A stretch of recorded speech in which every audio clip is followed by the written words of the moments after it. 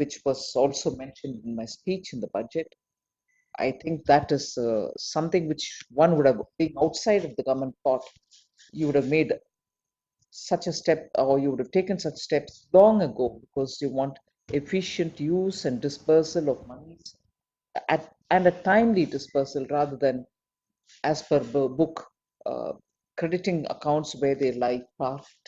And as a result, you who are probably borrowing a lot nowadays, all of us borrowing a lot nowadays, would borrow money but place it in somebody else's account and therefore add to the burden of the government.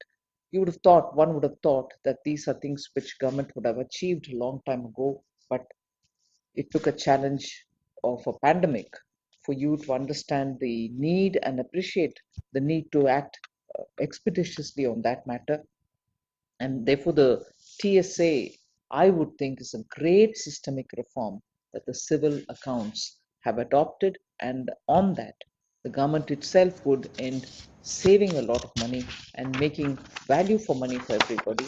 And I appreciate that step, wherein now I think you're moving over to covering all the autonomous bodies and also having covered many of the departments already.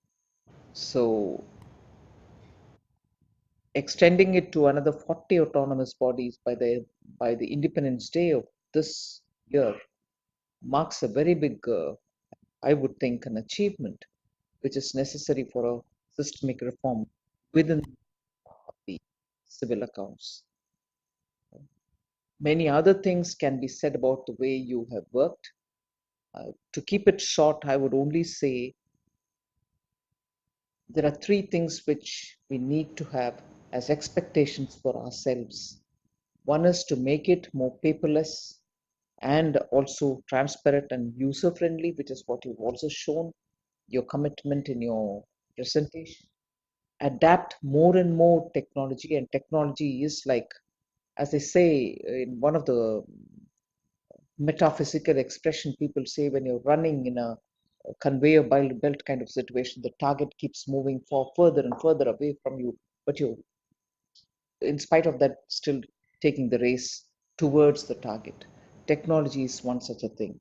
The targets keep moving because yesterday's technology is definitely old today. So you're constantly updating and moving forward. But in order to make government accounts, which are humongous, transparent, it is necessary to keep pace with technology. I'm sure you will be able to achieve that because of the ways in which you have very adapted the DBT related technology, and you see success. Uh, I also would think the seamlessness of payments is more important. May not be contextual, but I will bring it here as an example to say, even where complete foolproof systems are laid, you find that in the NSC, a couple of days ago, when there was a glitch, the kind of technology driven glitch which nobody intended to anticipate, or nobody could have anticipated it, but that glitch has cost us immensely, and lessons are being learned. Maybe that was an issue of interoperability between the two exchanges, but that is the kind of thing where seamless digital payments is the goal that we have to aspire for. That was also an example which tells us about how seamless payment modes or technology driven platforms can face. So, taking lessons from that, I would think seamless digital payments is something which you have to clearly have a roadmap for and work on that.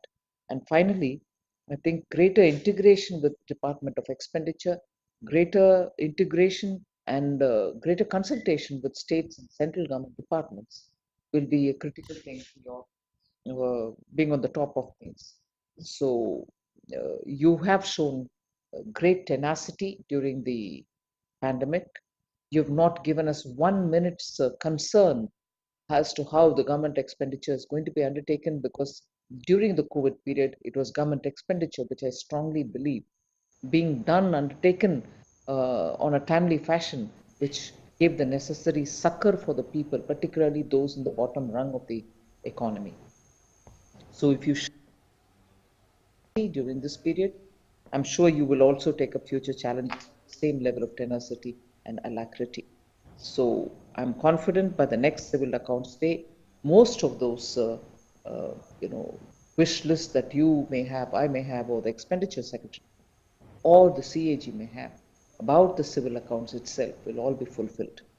So, with these thoughts, I once again wish you a very happy and gratifying 45 years moving into. Thank you very much. तो ये था 45वें civil accounts day के मौके पर वित्त मंत्री निर्मला सीतारमण का संबोधन। और आइए एक बार